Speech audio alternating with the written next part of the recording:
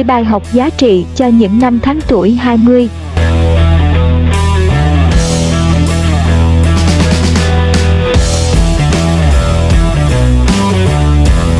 Tuổi 20 là giai đoạn thử những điều mới mẻ và nhận nhiều bài học đắt giá. Nhưng không phải ai cũng có thời giờ để thất bại. Vì vậy chúng ta luôn cần học hỏi từ sự thất bại và thành công của người khác. Một trong những lầm tưởng lớn nhất là chúng ta luôn rút ra bài học từ những sai lầm trong quá khứ. Tôi đã tiếp xúc với nhiều người mà họ chỉ học được một phần nhỏ từ lỗi sai chính mình. Ai cũng biết kiểu người này, hay nói đúng hơn, chúng ta chính là kiểu người này. Thật sự rất khó để thấm thía những sai lầm. Nhưng có lẽ vì lầm tưởng này mà nhiều người cứ đâm đầu vào thử thách mà không suy nghĩ để ngã một cú thật đau, rồi nói là để thử thôi mà. Thật lòng mà nói, không ai thích sự thất bại. Nó tốn thời gian, công sức và tiền bạc.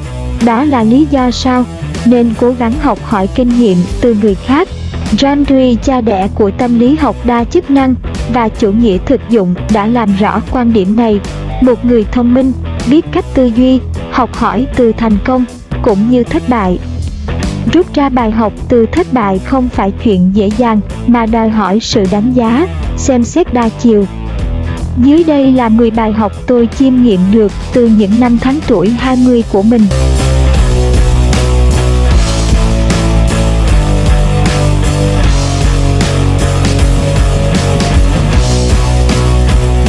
1. Đừng nghĩ bạn biết hết mọi thứ.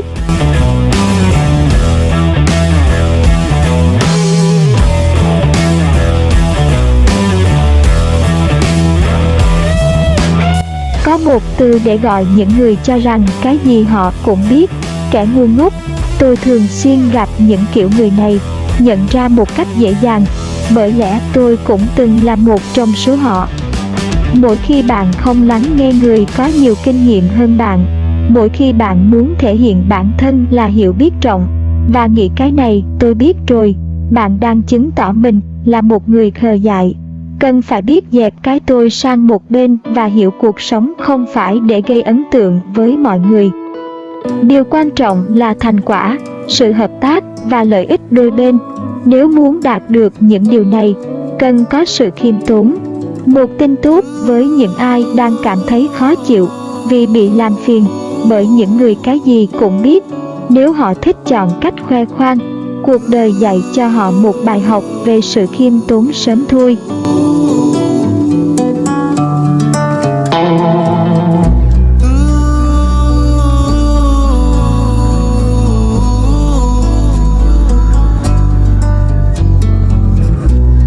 Hai, ngừng đổ lỗi.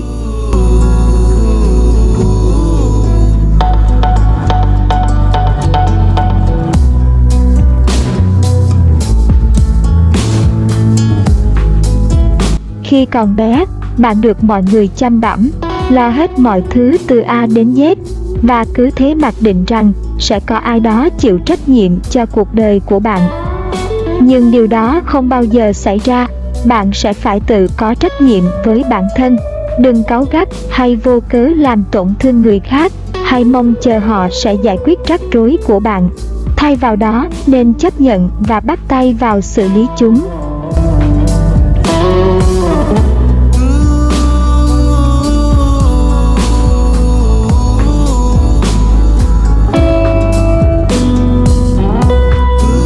Ba, không tiêu tốn thời gian với những người không xứng đáng.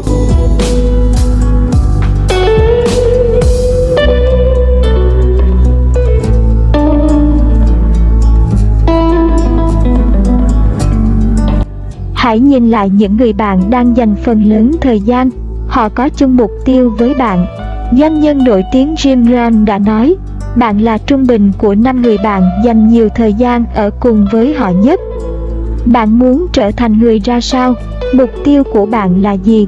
Hãy tìm đến những môi trường có những người cùng đam mê, chí hướng và mang lại những thay đổi tích cực cho bạn. Dừng việc lãng phí thời gian với những người không xứng đáng, vì có thể bạn sẽ trở thành người như vậy đấy.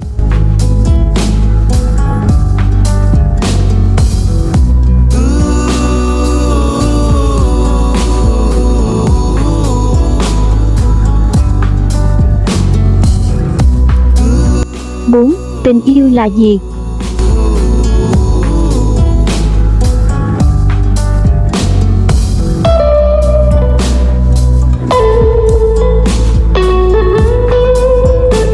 Ai cũng có những yêu cầu cao về đối phương. Anh, cô ấy phải đối xử như thế này với tôi. Và khi họ không thỏa mãn mong muốn đó, bạn coi đó là dấu chấm hết.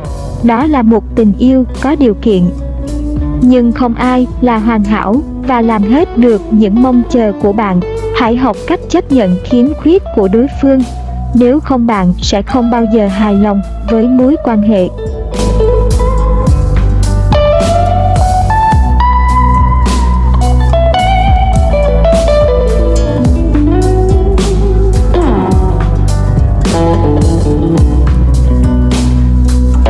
Năm, bạn không có nhiều thời gian đến thế.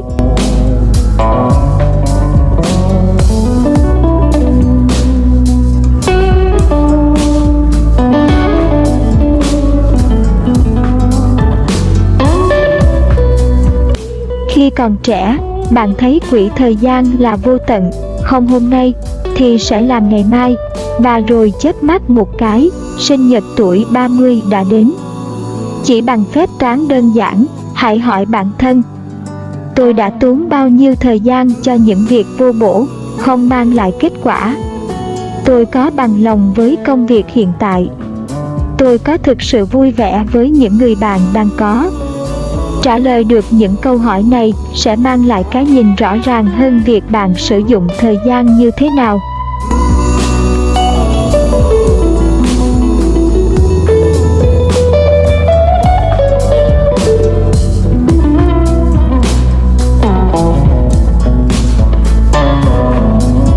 Sáu, bạn có thể không hoàn hảo như tưởng tượng.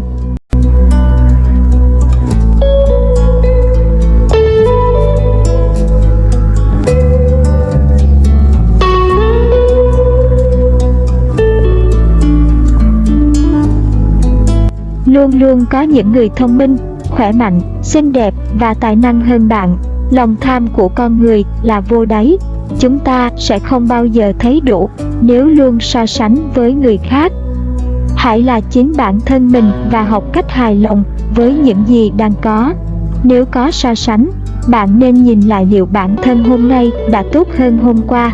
Chỉ cần tốt hơn 0,1% thôi đã là có sự tiến bộ.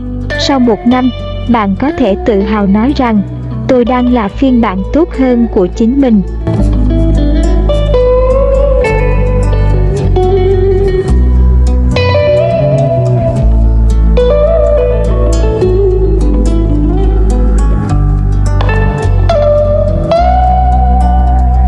Bảy, học nữa, học mãi.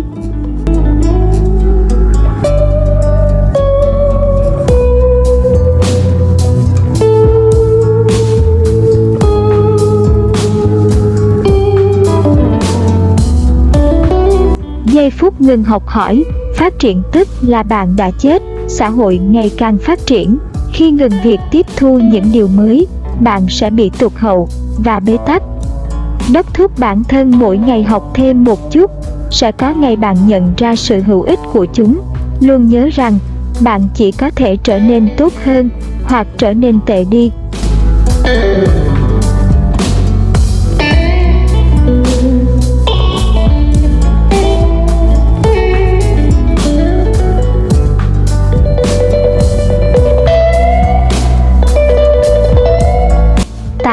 Sự cố gắng mang lại niềm vui.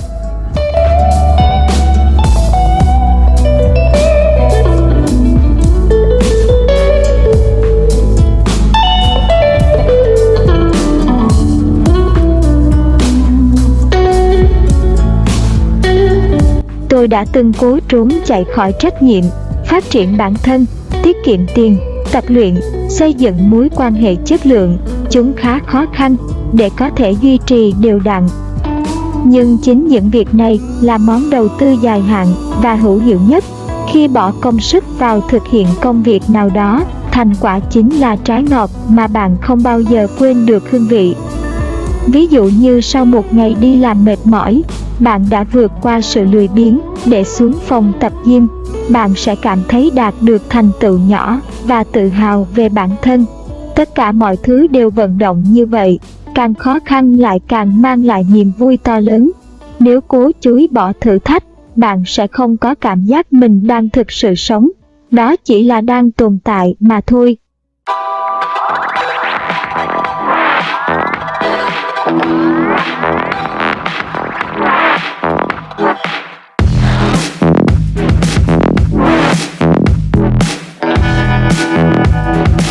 Chính, dành thời gian cho bản thân.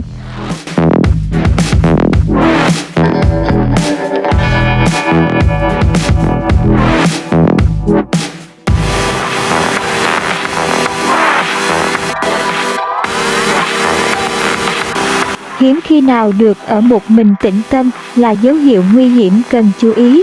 Tôi sinh ra và lớn lên ở một gia đình đông con, xung quanh luôn có những người bạn thân. Nhưng rồi, tôi nhận ra rằng cần phải tự mình trưởng thành. Vì vậy, tôi đã đi ra ngoài một mình. Nhưng thế là chưa đủ. Tôi đã quyết định định cư ở Anh để có thời gian một mình và thấu hiểu bản thân. Nếu luôn quanh quẩn trong môi trường đông đúc, bạn chỉ là sản phẩm được nhào nặn bởi mọi người. Thi thoảng, cần có khoảng cách để chính bạn định hình bản thân mình. Bạn muốn trở thành người như thế nào?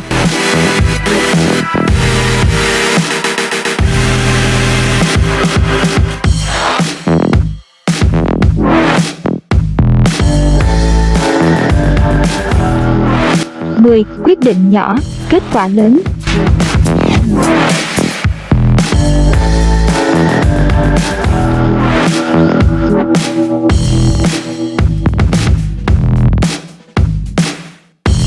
Năm phút ngủ nướng không làm tổn hại gì, nhậu nhẹt một chút thì có sao không tập luyện một ngày không chết. Thế nhưng, những điều vô hại này có ảnh hưởng lớn đến cuộc sống của bạn đấy. Những gì bạn có hiện tại là kết quả của những hành động nhỏ trong quá khứ. Bạn là thành quả của những gì đang làm hàng ngày. Đây là một điều tốt bởi bạn có thể thay đổi ngay từ hôm nay.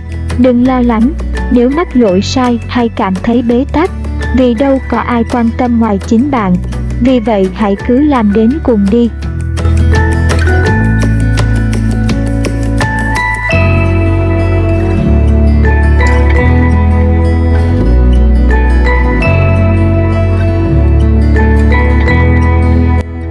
Bên trên là 10 bài học giá trị cho những năm tháng tuổi 20 mà bạn nên biết một lần trong đời.